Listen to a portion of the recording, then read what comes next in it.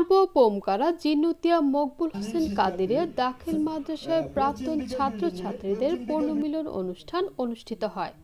ব্রাহ্মণপাড়া উপজেলার পূর্ব পোমকারা জিন্নুতিয়া মকবুল হোসেন কাদেরিয়া দাখিল মাদ্রাসার প্রাক্তন শিক্ষার্থীদের পুনর্মিলনী অনুষ্ঠানে ব্রাহ্মণপাড়া উপজেলা নির্বাহী কর্মকর্তার পক্ষে উপজেলার সহকারী কমিশনার সৈয়দ ফারহানা পৃথার সভাপতিত্বে প্রধান অতিথি হিসেবে উপস্থিত ছিলেন সিসিএন বিজ্ঞান ও প্রযুক্তি বিশ্ববিদ্যালয়ের প্রতিষ্ঠাতা ও চেয়ারম্যান ডক্টর তারেকুল ইসলাম চৌধুরী, মাদ্রাসার প্রতিষ্ঠার তনয় ও দাতা সদস্য মোহাম্মদ হোসাইন।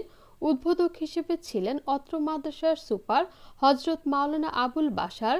বিশেষ অতিথি হিসেবে ছিলেন কুমিল্লা হলি ফ্যামিলি হাসপাতালের নির্বাহী পরিচালক ও অত্র মাদ্রাসার সাবেক সভাপতি মোহাম্মদ জাহিদুল ইসলাম লিংকন, মুফতি গাজী মোহাম্মদ শরীফুল ইসলাম, আলহাজ মোহাম্মদ আলমগীর হোসেন মেম্বার, মোহাম্মদ শরীফ আহমেদ সহ এলাকার গণ্যমান্য ব্যক্তিবর্গ, মাদ্রাসার শিক্ষক শিক্ষার্থী ও প্রাক্তন শিক্ষার্থীরা উপস্থিত ছিলেন। এ সময় সাবেক সভাপতি ও প্রাক্তন শিক্ষক মরহুম মোহাম্মদ রফিকুল ইসলাম, হুমায়ুন কবির, হযরত মাওলানা হান্নান, ডক্টর আব্দুল মতিন, হযরত মাওলানা আবু জাহের সহ সাবেক সভাপতি সাদেকুল ইসলামকে বিশেষ সম্মাননা দেওয়া হয়।